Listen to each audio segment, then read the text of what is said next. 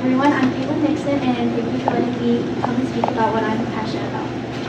Dear Dr. Kay Brumley, through the years in schools across America, there has been a lack of funding for the special education department of schools, and these children have been given less and less opportunities to have changes in the real world to prepare them for the future. Special education children are in these classes for certain reasons, whether it is for neurological disorders like autism or orthopedic impairment, which are children who struggle with doing everyday movement, like walking and even writing. Schools have these special education classes to prepare these students for the future, and maybe to even be able to allow these students to be fully independent one day, like normal people are with things like owning houses and having jobs. But these classes are not recognized very often and lack the funding needed to supply teachers with the fundamental needs to help these students learn and prepare for the future. It has become a social norm for people to judge and put down others because they are different in some way, whether it is because of looks, personality, or even their academic performance, just like the special education children struggle with. The goal is to raise awareness for special education and work towards convincing the government to put more funding in these departments at schools in Louisiana.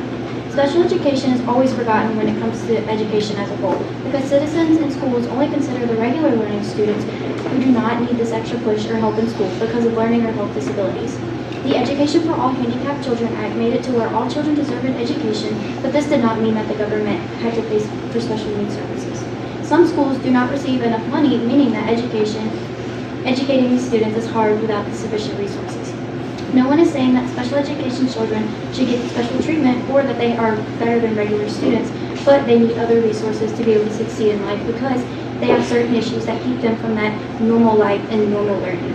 These children are still human and deserve the resources that normal students have. The most important part of special education is the opportunities that this class offers.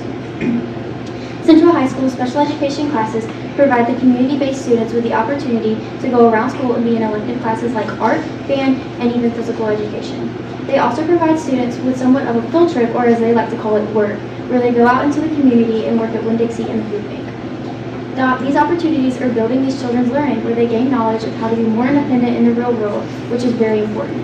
The only reason Central is able to provide these opportunities is because Central is very privileged in the education system they have, and they have high funding for their schools. But what about the schools who do not have that funding, like smaller school systems? These schools will not be able to gain these schools will not be able to gain real-world experiences where the kids are able to learn and make important decisions. Even if they cannot go outside of school on these work trips, teachers still need to be funded with money to be able to gain supplies for the special education classrooms, where they are able to afford the fundamental supplies needed to teach these students and teach them life skills.